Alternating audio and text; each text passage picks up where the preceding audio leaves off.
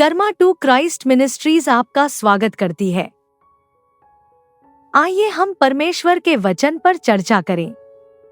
आज का वार्तालाप का शीर्षक हमारे भीतर चल रहा संघर्ष। आज के बाइबल छंद है उत्पत्ति अध्याय 25 श्लोक 21 से 23। इसहाक की पत्नी तो बाँझ थी, इसलिए उसने उसके निमित्त यहोवा से विनती की और यहोवा ने उसकी विनती सुनी। इस प्रकार उसकी पत्नी रिबका गर्भवती हुई। लड़के उसके गर्भ में आपस में लिपटकर एक दूसरे को मारने लगे। तब उसने कहा, मेरी जो ऐसी ही दशा रहेगी तो मैं कैसे जीवित रहूंगी? और वह यहोवा की इच्छा पूछने को गई। तब यहोवा ने उससे कहा, तेरे गर्भ में 2 जातियां हैं और तेरी कोख से निकलते ही 2 राज्य के लोग अलग अलग होंगे और एक राज्य के लोग दूसरे से अधिक सामर्थी होंगे और बड़ा बेटा छोटे के अधीन होगा। रोमियो अध्याय 7 श्लोक 21 से 23। तो मैं यह व्यवस्था पाता हूँ कि जब भलाई करने की इच्छा करता हूँ तो बुराई मेरे पास आती है, क्योंकि मैं भीतरी मनुष्यत्व से तो परमेश्वर की व्यवस्था से बहुत प्रसन्न रहता हूँ, परंतु मुझे अपने अंगों में दूसरे प्रकार की व्यवस्था दिखाई पड़ती है, जो मेरी बुद्धि की व्यवस्था से लड़ती है और मुझे पाप की व्यवस्था के बंधन में डालती है जो मेरे अंगों में है। रिबका की तरह ही हमारे अंदर भी 2 विपरीत स्वभाव संघर्ष कर रहे हैं, शरीर का स्वभाव और आत्मा का स्वभाव।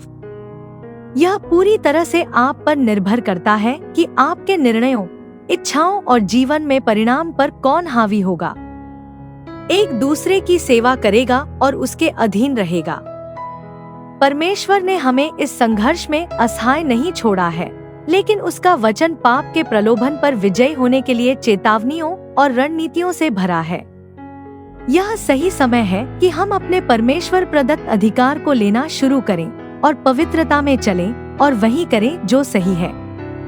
संघर्ष हमेशा रहेगा, लेकिन जीत भी मिलेगी अगर आप दृढ़ रहें और परमेश्वर और उसकी आज्ञाओं को चुनें। प्रेरित पौलुस भी नियमित रूप से पाप के साथ इस संघर्ष को स्वीकार करता है। समस्या संघर्ष या लड़ाई या चुनौती नहीं है। समस्या तब होती है जब आप सोचते हैं कि प्रलोभन पर आपका कोई अधिकार नहीं है। जिस स्वभाव को आप खिलाते हैं वही मजबूत होता है और जिसे आप भूखा रखते हैं वह धीरे धीरे मर जाता है। यह इतना सरल है। परमेश्वर आपके लिए ऐसा नहीं करने जा रहा है। बार बार उद्धार, अंतहीन उपवास, प्रार्थना सभा से जाने की कोई जरूरत नहीं है।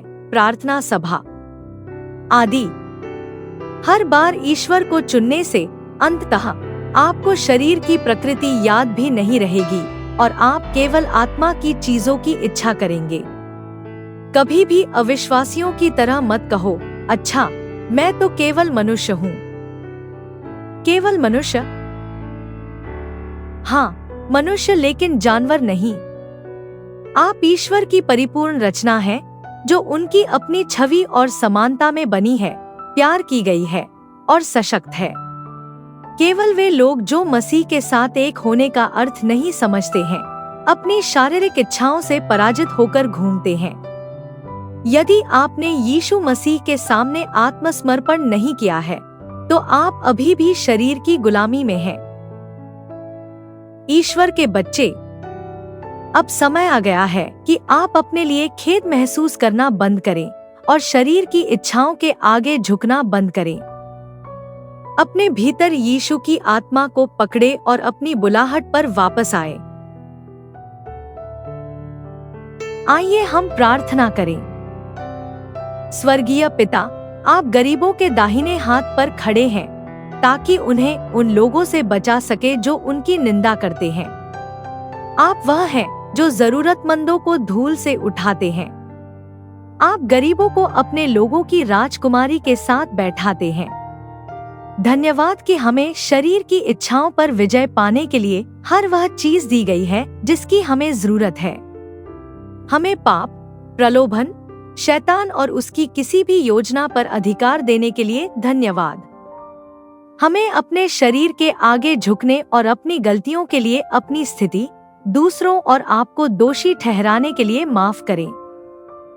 हमें माफ करें कि हम शरीर की किसी भी इच्छा के विरुद्ध यीशु के नाम में मौजूद शक्ति को न समझ पाएं। हम आज मांगते हैं कि हम अपने शरीर की इच्छाओं को भूखा रखने के लिए पर्याप्त साहसी होंगे, और कल हम ऐसा तब तक करते रहेंगे जब तक कि मसीह वापस न आ जाए। हम घोषणा करते हैं कि हम मसीह के जरिए सब कुछ कर सकते हैं जो हमें मजबूत करता है। हम हर उस धोखेबाज आत्मा को आज्ञा देते हैं जो हमारी इच्छाओं पर कब्जा करती है कि वह अभी चले जाए। हम यीशु मसीह के अधिकार और शक्ति के सामने आत्मसमर्पण करते हैं और केवल अपने प्रभु और उद्धारकर्ता के रूप में उनकी आज्ञा मानने का फैसला करते हैं। हम यीशु के शक्तिशाली नाम में मांगते हैं। आमीन।